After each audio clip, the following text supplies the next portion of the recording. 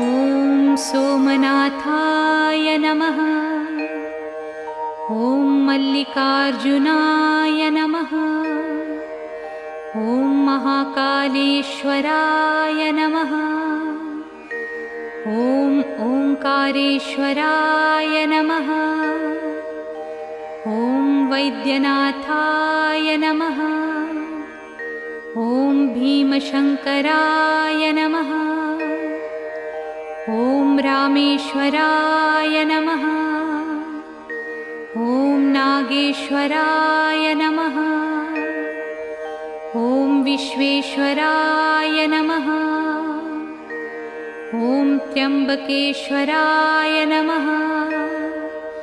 ॐ केदारेश्वराय नमः। ॐ भुस्मेश्वराय नमः।